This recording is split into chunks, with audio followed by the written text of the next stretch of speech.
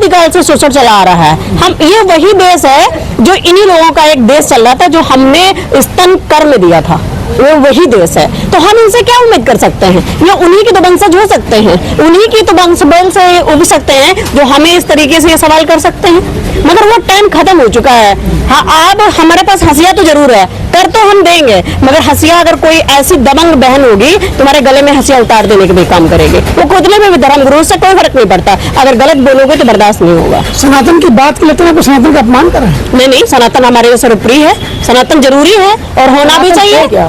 सनातन जरूरी है, मगर हमारे कर्मों को देखिए ना। जैसे हम पढ़े लिखे नहीं है, भगवान को हम कैसे मनाएंगे?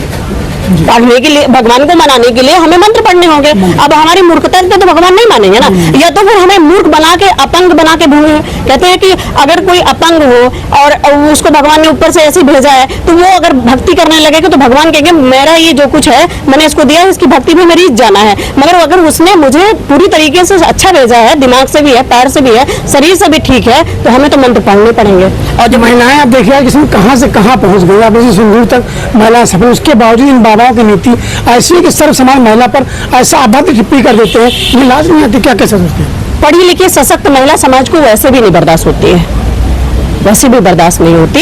इन्हें तो घर में रोटी चौका और लात घूसा खाने वाली औरतें पसंद हैं। अगर इन्होंने सम्मान दिया होता तो महिलाएं बहुत आगे जाती, मगर इन्होंने दिया नहीं। इनका सिर्फ एक काम रहा कि बनाया खिला के, जब जन्म दिया तो माँ बनी, और जब बीवी ब्याह, जब जवान हुए तो ब्याह कर पत्नी आई, तो माँ से हटे तो पत्नी पर निर्भर हो गए, पत्नी से हटे तो फिर बहू पे निर्भर हो गए। इनका कुछ अस्तित्व तो ऐसे भी नहीं है। अगर मतलब बिना स्त्री के पुरुष का कोई अस्तित्व नहीं, कोई अस्तित्व नहीं है, कोई अस्तित्व नहीं है। एक दूसरे के पूरक मानते हैं, बिना उनके अस्तित्व नहीं, पूरक है, अस्तित्व नहीं है। पूरक भी है, अस्तित्व। अगर माँ नहीं है तो जन्म कौन देगा? माँ नहीं है तो जन्म कौन देगा? आप बता दीजिए, कहाँ से आएंगे आप?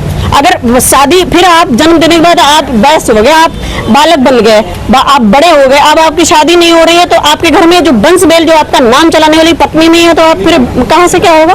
और फिर आप वहीं पे आ जाइए। पत्नी के बाद अगर आपका दूसरा स्थान आता है तो बहू आपके घर में ब्याह कराती है संस्कार के साथ में, वो आपकी सेवा पानी करती है, तो वृद्धाश्रम से आप बच जाते हैं। संस्कार होते हैं तभी आप बचते हैं, अगर संस्कार नहीं होते, वो आपके कर्म नहीं होते, तो आप वृद्धाश्रम आप ही लोगों के लिए खुला हुआ है, आप जाइए, स्वागत है वृद्धाश्रम में। पति के रूप में आए, चाहे भाई के रूप में आए, चाहे आपके साथी के रूप में आए, जिस दिन ज्योतिबा जैसे लोग सावित्री जैसा हाथ थामेंगे, उस दिन जरूर देश जो है एक शिक्षा की नीति पे बहुत आगे जाएगा और महिलाओं को बहुत अच्छा रास्ता मिलेगा।